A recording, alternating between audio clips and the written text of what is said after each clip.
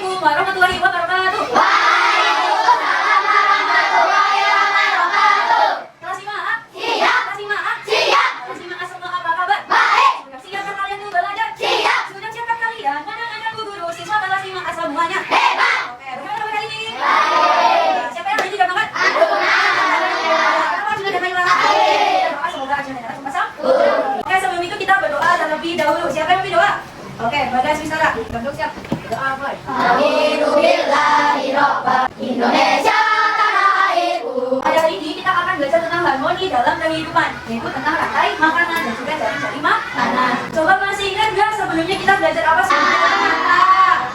Cermin. Oke, kemudian tujuan pembelajaran kali ini diharapkan kita bisa menganalisis hubungan antar makhluk hidup dalam satu ekosistem. Hubungan ekosistem itu ternyata ada makhluk biotik dan abiotik. Apa itu makhluk biotik? Masih ingat? Makhluk hidup. Kalau abiotik, makhluk tidak hidup atau benda mati. Kalau makhluk biotik yang di sini ada apa saja?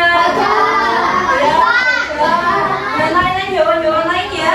Kalau abiotiknya apa saja? Rumput termasuk apa?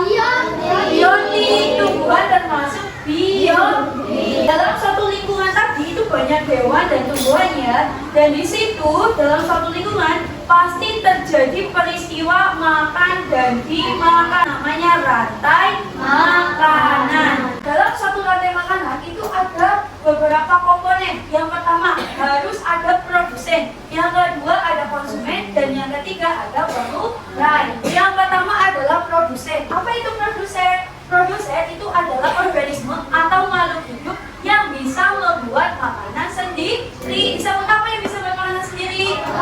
Autotrof, ya. Siapa yang bisa buat makanan sendiri? Iya betul, tumbuhan hijau. Kemudian ada konsumen satu. Yang menempati konsumen satu itu biasanya hewan herbivora. Apa itu hewan herbivora? Oh iya betul, pemakan tumbuhan. Setelah itu ada konsumen dua. Yang berperan sebagai konsumen dua adalah hewan karnivora. Apa itu karnivora? Nah, habis konsumen dua, boleh nggak ada konsumen tiga? Boleh, dan seterusnya. Dan yang terakhir adalah pengurai. Pengurai itu adalah hewan yang memecah hewan dan tumbuhan, kemudian menjadi nutrisi ke dalam tanah sehingga bisa menyuburkan tanah. Nanti akan untung pada produsen. Sampai sini paham? Biar tambah hangat, kita punya lagu nih. Kita nyanyi dengan semangat dan sambil tepuk-tepuk. Siap? 1, 2, 3. Ayo kawan kita belajar komponen dalam rantai makanan.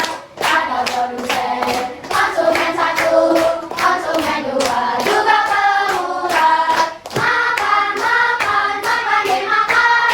Itulah proses rantai makanan. Ayo kawan kita belajar komponen dalam rantai makanan. Ada produsen, tumbuhan hijau, konsumen satu, hewan herbivora, konsumen dua, hewan karnivora, juga pengurai. Itulah jamur.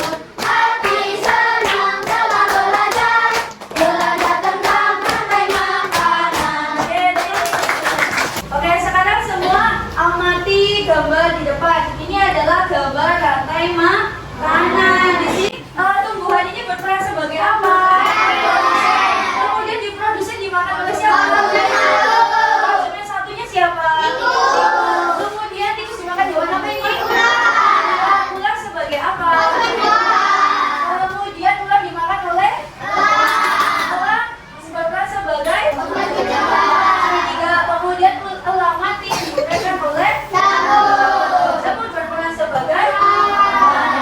Nah, ketika terjadi proses rantai makanan ini, hewan dan tumbuhan itu saling memberikan energi. Ketika misalkan tumbuhan dimakan oleh tikus, maka tikus mendapat energi dari tumbuhan. Ular habis makan tikus, berarti ular mendapatkan energi dari tikus. Apa itu jaring-jaring makanan? Di sini kita punya gambar rantai makanan, tapi banyak sekali ya.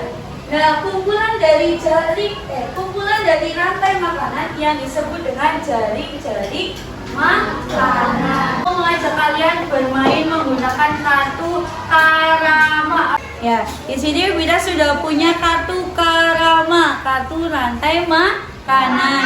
Nah, kartu karama ini nanti berisi ada gambar hewan dan juga tumbuhan.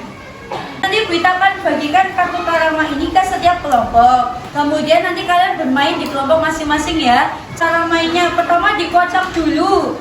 Setelah dikocok, kemudian dibagikan ke teman kalian secara urut sampai kartunya habis. Sampai sini paham?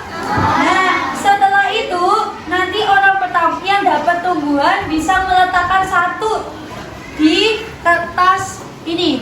Jadi Wita menyediakan papan karama. Misal orang pertama sudah punya tumbuhan rumput, kalian letakkan di sini di tempat produsen seperti ini ya. Terus orang sebelahnya meletakkan hewan yang memakan rumput. Misalnya yang makan rumput adalah rusa, berarti ditaruh di sebelahnya. Sampai sini paham? Nah, nanti orang ketiga punya nggak hewan yang bisa makan rusa? Kalau nggak punya, dilewati, lanjut ke orang keempat. Kalau orang keempat punya hewan yang makan rusa, maka ditaruh di konsumen 2 dan seterusnya kemudian berputar sampai kalau sudah sampai pengurai, nanti kartunya diambil mulai lagi dari produsen. Sampai sini paham? Nanti yang paling cepat habis kartunya, berarti nanti dia yang menang dapat hadiah. Paham?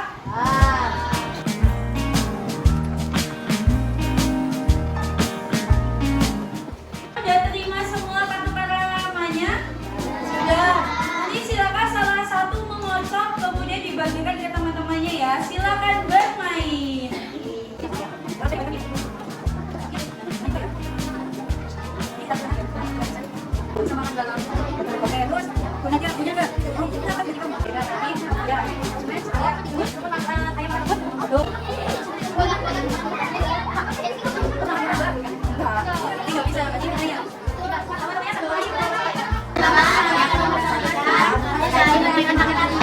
Pertama, pohon buah dimakan rusa, rusa dimakan oleh serigala.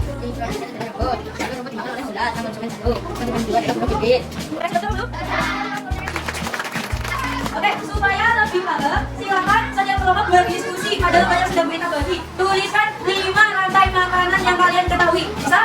Oke, silakan dikerjakan terlebih dahulu. Oke, Nana, apakah sudah selesai? Sudah selesai? Oke, siapa yang maju? Yang maju duluan kelompoknya Bagas. Kisara, ya satu kelompok. Tikus dimakan oleh busa, busa dimakan oleh ular, ular diuraikan oleh belatung. Oke, betul nggak salah? Oke, supaya lebih paham, kita punya latihan soal. Silakan dikerjakan semuanya ya. Oke, tadi sudah kita kerjakan dan sudah kita tunjukkan siapa tadi yang dapat nilai 100. Oke, siapa yang dapat nilai 90? Oke, ada yang masih belum paham? Ada yang masih belum paham? Oh, sudah, alhamdulillah. Oke, sebelum kita akhiri pembelajaran hari ini, kita review kembali ya. Hari ini kita belajar tentang apa aja? Apa itu rantai makanan? Proses makan dan dimakan. Dalam satu rantai makanan harus ada apa saja? Oke, sudah bisa semuanya? Pembelajaran hari ini bagaimana, menyenangkan tidak? Supaya lebih paham, nanti kerjakan lagi soal yang ada di buku ya. Untuk pelajaran selanjutnya tentang keseimbangan ekosistem silakan dibaca terlebih dahulu supaya besok di pertemuan selanjutnya lebih mudah memahami